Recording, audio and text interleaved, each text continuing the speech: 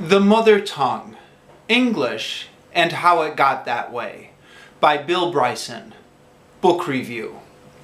So this is another one of my scripted book reviews when I look at a book review I wrote on the blog 10 years ago and try and make a YouTube video out of it for whatever that may or may not be worth. In this case, this was a book I read about exactly 10 years ago now.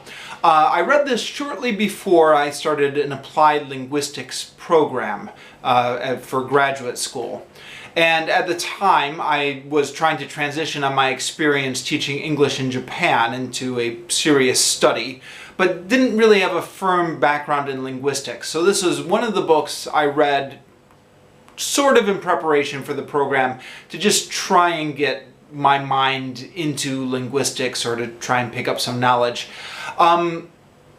That plus I really like Bill Bryson. I've already reviewed a number of his books favorably on this channel already. I find his writing style very entertaining, very easy to read, interesting, and very humorous. So if you're going to have a guide for a subject like this, Bill Bryson seems like the perfect guide to me.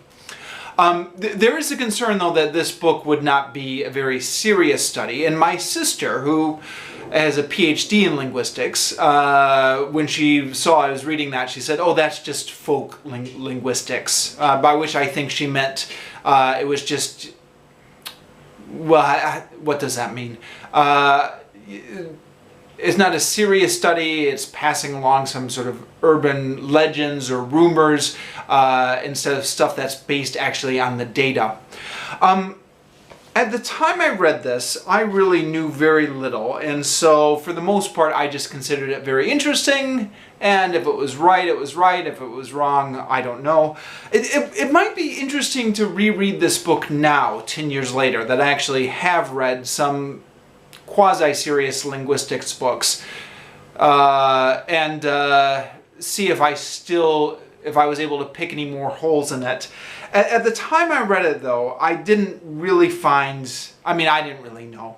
I found it very interesting. Bill Bryson, as I said before, is a very interesting guide to have on a book like this. A lot of humor thrown in with the information. The chapter headings of this book cover a wide variety of topics. And if you look at the chapter headings, it's everything from the dawn of language, where words come from, swearing, wordplay, a lot of different stuff, which makes it difficult to succinctly summarize a book like this. But trust me, there are a lot of interesting little tidbits in here as you read this book.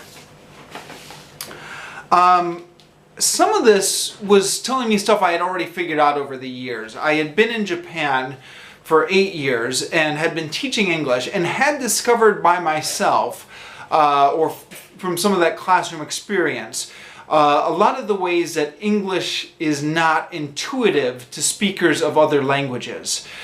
It's the kind of thing that you don't really think about when you're just speaking English as a native speaker, but when you start teaching it to people who aren't familiar with it, then you're like, oh yeah, I guess that doesn't really make sense. Some of that is in Bill Bryson's book, and some of this I had already discovered by myself, as well as learning Japanese, the way the languages are different from each other. Again, that's in Bill Bryson's book. I had somewhat discovered some of this myself. As well as actually some of the difference between British English and American English and Australian English. I had picked some of this up living in the expatriate community in Japan, where I regularly interacted with people from Britain and Ireland and Australia. This is in the book, and again, it's something I had picked up from my own experience. But all that being said, there were plenty of things in this book which were new to me. The history of why we pronounce words differently than they're spelled, that was new to me at the time I read this book. I thought that was very interesting. The history of the English language that Bill Bryson gives, I thought was very interesting. And again, Bill Bryson's skill as a writer makes it especially interesting in his retelling. The chapter on swearing, which talked about how some words become taboo, like how does a swear word become a swear word, was also very interesting. Yeah, so on the whole, I thought it was very interesting. Couple minor notes here. There's a section where Bill Bryson is mocking politicians for their inelegance or their inability to speak the English language very well. I thought it was odd that his example is George Bush Sr. I thought, well, wouldn't you go off after George Bush Jr.? But then I checked the publication date on this book, and it was published way back in 1990. So I guess at that time, the example of politicians speaking inelegantly was George Bush Sr. Also, one other little note here. Page 17, Bill Bryson says, quote, "In Japanese, the word for foreigner means stinking of foreign hair." Now, as somebody who's lived in Japan for 8 years, I can tell you that is not the Japanese word for foreigner. Japanese word for foreigner is gaijin, which means outside person, or sometimes more formally gaikokujin, which means outside country person. I've never heard stinking of foreign hair, which, you know, isn't to say I've heard everything. Maybe this is some dated word, or maybe this is some obscure word or something like that. I never heard it when I was in Japan.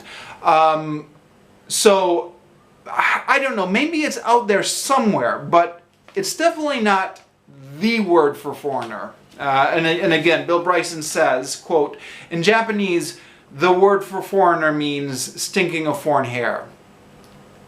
No, it doesn't. Not the word for foreigner, certainly. Maybe some obscure word for foreigner somewhere.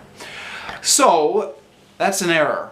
That's the only one I caught. Makes me wonder if there are any more out there. And again, like I said, this is one of my old book reviews, so might even be more interesting to reread it now, see what I can catch now that I've got more of a background in linguistics. But at the time, that was the only one I caught. Okay.